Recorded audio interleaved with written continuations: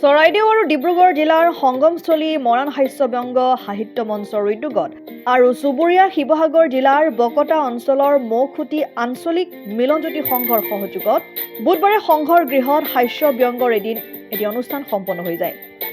সংঘৰ কাৰ্যকৰী সভাপতি বিকাশ বৰুৱাই আঁঠৰ অনুষ্ঠানটিৰ সঞ্চালনা কৰে মঞ্চৰ সভাপতি তথা জ্যেষ্ঠ সাংবাদিক লেখক বাছা বৰাই।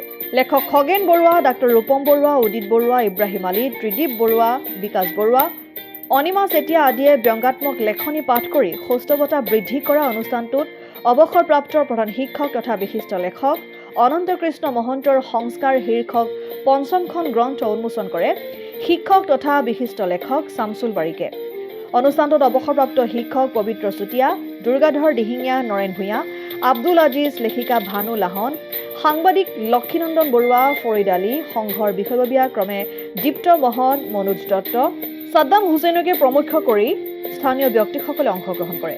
মথুৰাপুৰৰ পৰা ইছলাম আহমেদৰ ৰিপৰ্ট, অসম আদিত্য। NKS হুণ্ডাইলৈ স্বাগতম। নৰ্থ ইষ্টৰ প্ৰথম GDSI 2.0 ফিচাৰ্ছ ডিলাৰ হৈছে NKS হুণ্ডাই। অত্যাধুনিক সা সুবিধাৰে তৈয়াৰী মষ্ট আপডেটেড হুণ্ডাই ডিলাৰ এতিয়া ডিব্ৰুগড়ত।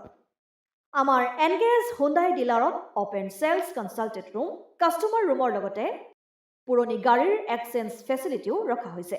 ইয়াত চেলছৰ লগতে ছাৰ্ভিচ ছেক্টৰৰ সুন্দৰ সুবিধা আছে। প্ৰয়োজনীয় সকলো এডভান্স টুলছ, হুইল বেলেন্সিং, এলাইনমেণ্টৰ অত্যাধুনিক machine, post hydraulic lift, fully ট্ৰেইনমেণ্ট পাৱাৰৰ লগতে nitrogen gas filling facility, fully automatic car ৱাছৰ ফেচিলিটিও আছে। লগতে NKS হুণ্ডাই ডিলাৰে কাষ্টমাৰসকলৰ সুবিধাৰ্থে মোবাইল ছাৰ্ভিচ ভেনৰো ব্যৱস্থা ৰাখিছে, য'ত হাইড্ৰলিক লিফ্ট, ৱাশ্বিং facility, wheel balancing, tyre pressure check কৰাৰ লগতে বহুখিনি সুবিধাই উপলব্ধ আছে।